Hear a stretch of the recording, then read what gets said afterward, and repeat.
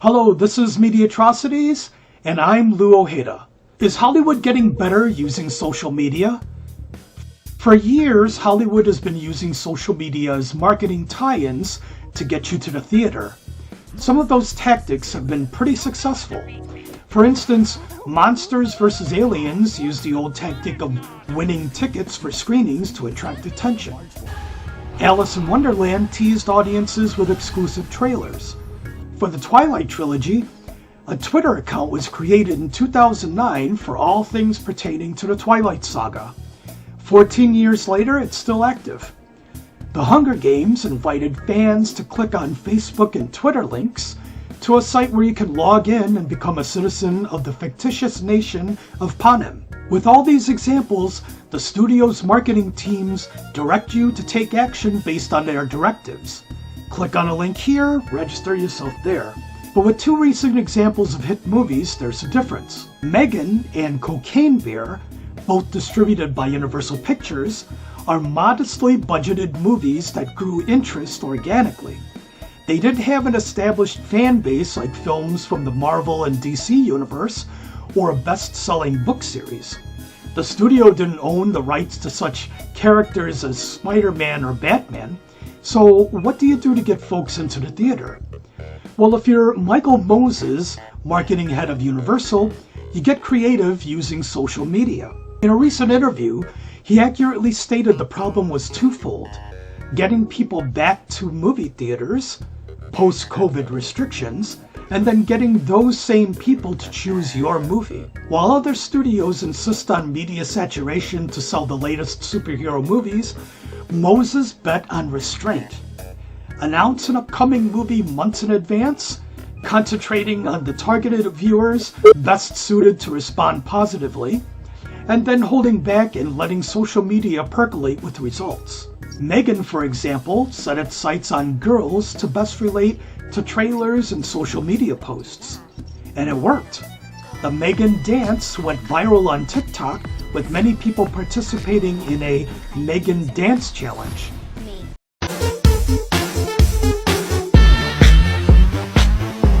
Other videos followed, and Megan made a killing at the box office, raking in over $176 million from its original $12 million budget as of April 1st. Cocaine Bear had a somewhat different approach. Moses and his team made an early announcement of the movie and let the great exploitative title do the rest. This is an old trick from the early days of American International Pictures, where a title and poster art would be concocted before a script was ever written. Universal, of course, didn't have to rely on only poster art.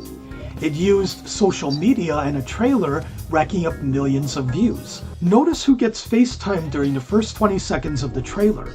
It's actor-comedian Scott Cease. He may not be known in legacy media, but if you follow TikTok, he's a superstar. He's released short videos seen millions of times portraying a disgruntled IKEA employee. I know the sale ended last week, but can I still get a discount? Do you hear yourself? We can't go backwards. Time marches on. You want the sale from 15 years ago, too? When's it end, Diane? You want that price? You're gonna have to go through the quantum realm with Ant-Man. Having him be the first person seen in a movie filled with seasoned, but mostly unknown actors is no mistake. It's a brilliant marketing move if you want to reach a hip, young audience. Cocaine Bear turned out to be a hit, even with its limited theatrical release, more than doubling its budget. The studio might not be making the revenue to match Marvel and DC movies, but recent releases from those two universes were met with second-week nosedives from indifferent viewers. It could be that engaging ad-savvy audiences with clever social media strategies will be a new way of making small films into big winners. That's a hopeful prospect for independent filmmakers. Discussing this now with me is Matt Weinstein. He's an independent filmmaker, writing and directing the acclaimed short films The Gun Equation, A Missed Connection, and Amongst the Ashes. Welcome to Mediatrocities, Matt. Hello, Lou. Thanks for having me. Glad to be here.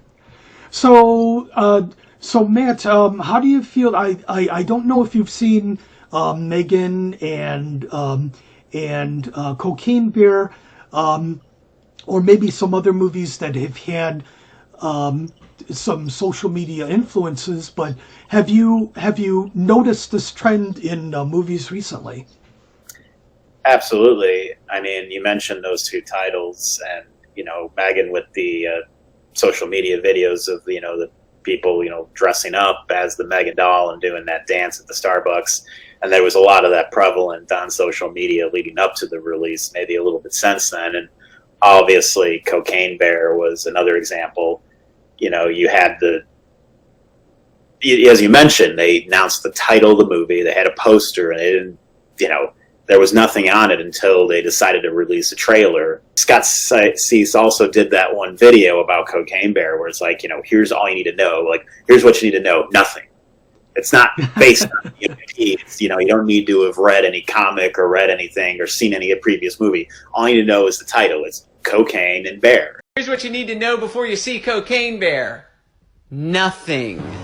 You don't need to read a comic book from 1978. The bear wasn't introduced at the end of the Eternals. If you've ever heard the words cocaine or bear before, you're completely up to speed. He did that in the same style and the same music that he used in the very viral videos that he created. Absolutely. And cocaine, the videos plus Cocaine Bear has been very good to his career so far. He's been adding a number of appearances in comedy clubs across the country now. So it's given it's also given a little bit of a revival, a bit to Ray Liotta, who unfortunately passed away before Cocaine Bear got released, and it made people fondly remember how good an actor he is. And he does a good job in Cocaine Bear.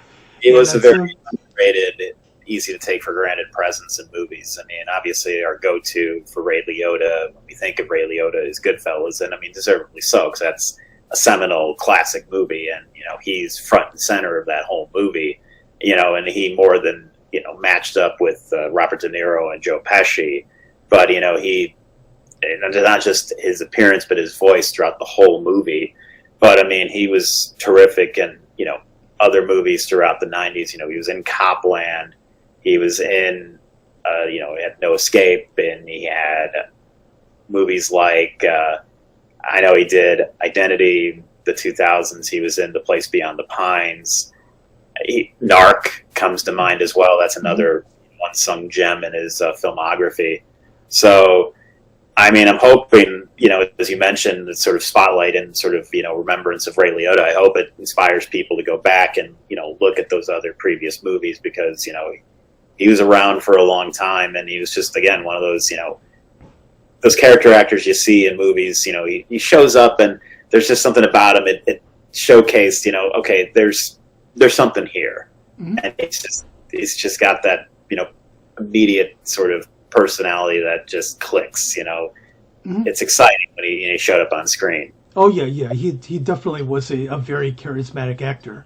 The earlier social media marketing campaigns were things that the marketing department would ask a viewer or someone using a computer to do. You reacted to what the marketing department gave you.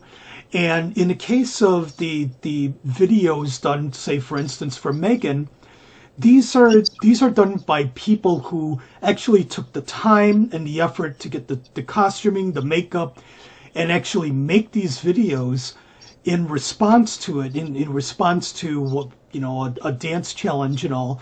And it's sort of, I think there's a different element to the way that works with the marketing campaign, where do you feel that maybe there's a sense that it makes it more of an event that you can't miss when you have people take on the mantle of creating their own sorts of videos that happen to promote a particular movie? No, I believe so, because you see all this stuff happening around, and it just I feel like it raises that awareness of the product, of the movie itself specifically. You had the movie Smile. There was some, I remember, if I'm remembering correctly, there was a baseball game, and in like the crowd, there was someone sitting there with that creepy smile, reminiscent of the, in the actual movie. And that was meant to I think that was meant to generate some publicity, sort of out of the box thinking beyond just trailers and beyond just carpet bombing all these TV spots. Because I think nowadays you don't really you see it, but it's just not as prevalent as it used to be back in those days. I was just thinking, actually, because they just released the new trailer for Barbie. They had those posters. They released all the actor character posters ahead of the trailer, and it said, like, this Barbie is this, or this Ken is that. So now you have like a website where people can upload selfies and say, like, this Barbie or this Ken is this, and like make something clever out of it. And people have been having a lot of fun with it. They've been doing a lot of stuff for various movies. I mean, hell, they've included, the same movie opening the same day, Oppenheimer, in on that. So it's like a little bit of, I can imagine, the folks at Universal and Chris Nolan just going, hey, thanks Warner's and Barbie for, kind of helping shine the spotlight on us, using publicity for your own movie.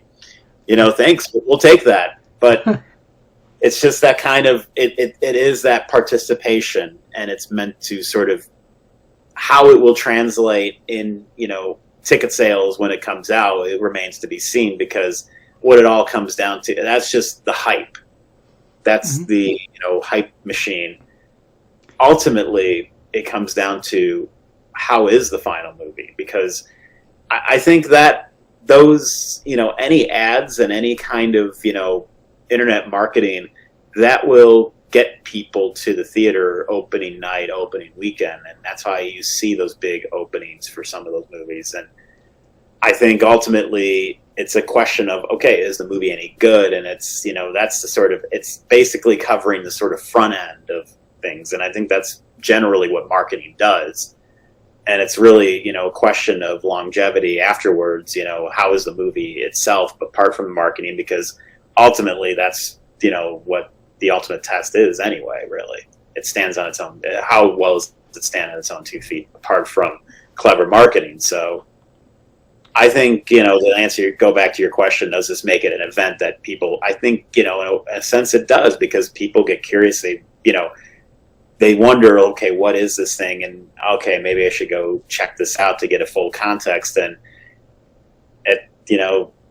that's how you get those numbers. There are 2 movies that got recently released that did well in the first week and then dropped by like 60% or more on the second week when word got around. And we're talking about Ant-Man, Ant-Man Quantumania, and Shazam 2. If you're in those sort of universes for the Comic-Cons and the Marvel and DC universes, the way that there have been campaigns in the past is just using saturation, using the idea that you just keep pumping into them all these ads for particular movies, the big movies that are going to be coming out. And I think in recent years it's kind of turned especially some younger viewers off. And you mentioned Barbie, and I remember seeing months ago, last year, the first teaser trailer for Barbie that, if memory serves me correctly, did not particularly do well on social media. It got a lot of negativity, and I didn't see anything for Barbie, or very little for Barbie since then, until this, I would say, the recent last few weeks. And they came out with a longer trailer. The trailer looks really pretty good. You said they did the ad pieces, which show all the characters, yeah, and like what their roles are in the movie. And there's a website, an app where you can take a picture, a selfie, or upload something else, and make your own customized poster, and that's been making the rounds a lot on social media. Yeah, it's things like that where you're asked to join in. If you become a member of Panem, and for the Hunger Games, when you when you become a part of a community of sorts, and especially for a low budget film, it's honestly, it's a little less impressive because Barbie is an institution. So I don't think it's going to be as tough to sort of join that community because Barbie is worldwide known. But if you're talking about an original story, and becoming part of a community, becoming part of a gaming community for Cocaine Bear, for instance, by playing the game where Cocaine Bear chases the ambulance and eats people, in a sort of Pac-Man style game, which is kind of funny, and enjoyable. Because people, the movie's set in the '80s, if I'm not mistaken, and it's touching that nostalgia. Like, hey, remember Pac-Man? Here's the sort of touch on that, and also kind of publicize our movie. So it's kind of that best of both worlds sense. It's a very positive thing for independent films. I feel that's the reason why I feel it's mostly a very good thing, because it gives a chance for lower budgeted movies to have ideas and actually have a hope that there is a possibility that they can do relatively well if they're able to use some of these tactics that are known. So like what Michael Moses brings up, saying, okay, give them a tease at first and hold back. Don't oversaturate. Knowing how to pace yourself with advertising so you don't turn off younger viewers who feel like they're being pumped with all these this advertising that honestly turns them off mostly. Well, I think in the case of something like Ant-Man Quantumanium, I think that was Quantumania, whatever it was called. That was basically, at this point, with Marvel, it's gotten to such a point where it's not something that, like, I think it's basically, there's just a wide audience of, like, basically inside knowledge, so to speak, of Marvel. It's not like, I don't think that movie would be intended for people who had not seen a Marvel movie before or had an interest, because at this point, how many movies in? I mean, it's the third Ant-Man movie, but it's how many Marvel movies in. So it's basically kind of, I don't think it's really kind of engineered in such a way where it's meant, I don't think it would be necessary to do a thing like that, because they're not trying to, like, pull new audiences in. They're basically just, it's all about the people that they know, or, I think that movie can easily, they could have just had a 15-minute black screen called Ant-Man 3, and it would have made more money than any low-budget movie would make in its entire theatrical run, essentially. It's interesting you mentioned that, because I've been reading where some studio folks are kind of freaking out over the fact that, like, for instance, Shazam 2 did not top the revenues that the first Shazam did. And now they're wondering whether they have a series, and this would play into the idea of, well, do you want to expand that audience or don't you? If you want to keep, I mean, it's fine if you want to keep just the audience that's going to be interested in Shazam, or the audience that's going to be interested in Ant-Man, or any other comic book heroes. That's fine, but then you also have to readjust how much you anticipate you're going to make at the movies, and if you're going to be judged by And Hollywood does this all the time. You and I know this. You're judged all the time by how much money you make. How did you do is regards to your budget, and how did you do in regards to your previous movie. You're going to be deemed a failure. And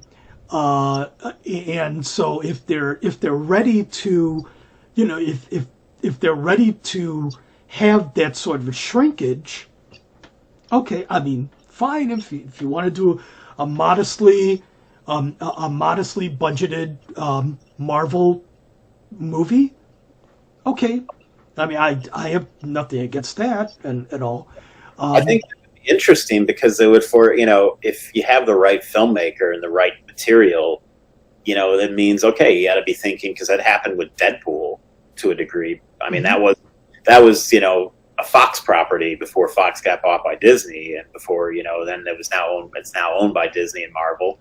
But that was a movie made at a pretty, by comparison, relatively much lower budget, and it was like it forced the filmmakers, I felt, to be more creative. And I mean, you had Ryan Reynolds doing more publicity, just doing fun, web video cameos and what have you. And I think with that material, I think it works to do things modestly in that way. It forces more creativity, and it also enforces the idea of like, okay, we got to make sure we're telling, we got a good story to tell, and we're telling it in a very interesting way that will appeal to people. Because, to go back to, I don't think Fox had any inkling that Deadpool was going to open to what it opened to when it came out in 2016. They thought, oh, it's going to, and it goes back, something I was saying, which is we're living in a time, it's easy to harp, kind of knock the 1980s because that was the era, we got off the 70s, that golden age, and then we started getting into the blockbuster age and the blockbuster mentality. Studios want to make, mass market, mass appeal audience movies. But in the 80s, you had the Indiana Jones movies, you had, the remaining Star Wars movies, you had, Ghostbusters, you had Beverly Hills Cop, you had Blade Runner, you had Tron, you had, did I say Predator? You had RoboCop, you had Die Hard. I can go on. There's so many Terminator, and a lot of those movies were, those weren't based on any IP. When those original movies, when they came out in the 80s, they were original screenplays, and they were somewhat risky for the studios. I mean, you look at Back to the Future. I mean, that was a script that was turned down and put in turnaround, if I'm not mistaken, by, I think it was Columbia, and it was bought by Universal. And even then, there were notes. And then, even during the production of Back to the Future, as is well known, they replaced the lead actor, weeks into filming, and it was, probably not, it was a very stressful, high pressure situation, and no one knew until they previewed the movie how well it was going to play for an audience. And when it finally played very well, I think the studio, if I'm not mistaken, they moved the release date up sooner just to take advantage. And, movie came out, and the rest is history. And, you had some form of risk being taken on certain movies.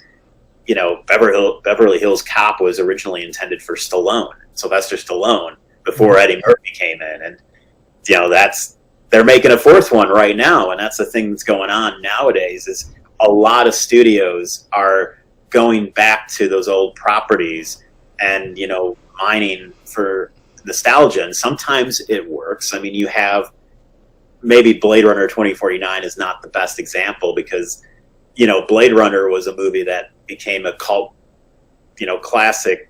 It was delayed gratification. It took it when it was released, it didn't, perform very well. It underperformed, and it wasn't well regarded critically. And then over time, it earned its stature. And it took over 20 years before they made a sequel, and the sequel was just about the same. They spent $150 million alone to produce that movie, and it, there really wasn't that big of an audience for that movie. And especially when you see that movie, it's not the kind of movie that you'd want to spend. I'm glad they did that because it's a great movie, but you would not want to do that because it's not the same audience for something like a Star Wars or an Indiana Jones or even a Ghostbusters or Top Gun for that matter. Mm-hmm. So what we're seeing nowadays is less kind of creating a foundation of like, let's make some new, let's come up with new properties, and let's take some chances, because you never know what no one knows anything. So if no one knows anything, why not just take that chance? Obviously you got to be smart about it. You're not going to make something that's like super esoteric and try to do that as like a mass market, mass appeal movie.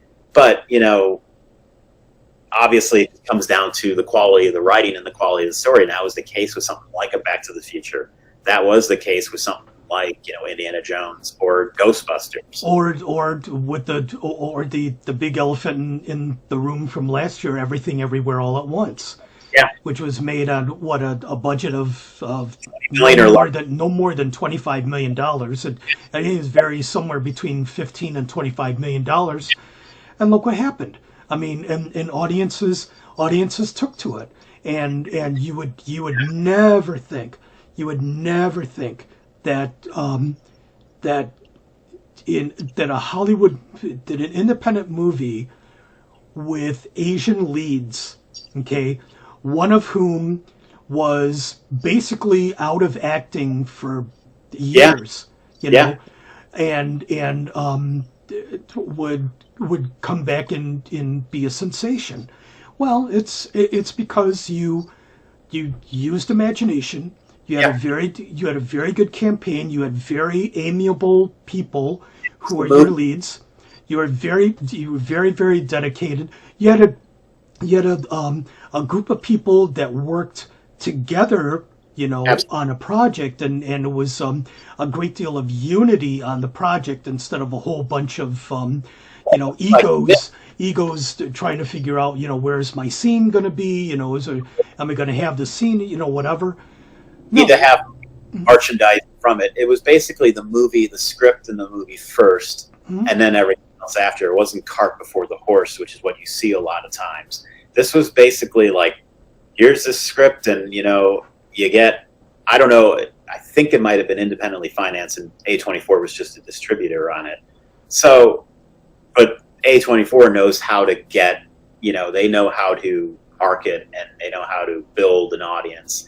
And mind you, I mean, Everything Everywhere All at Once didn't gross the level at, I think it was outgrossed its entirety by Doctor Strange 2, but see it, okay, that's the pinnacle, that's the height, that's the absolute limit, because longevity, I hate, with respect, you think of that movie and you go, sorry, but Everything Everywhere All at Once, and that movie, because it has resonance, it has these thematic elements, and it just comes down to the story and the script.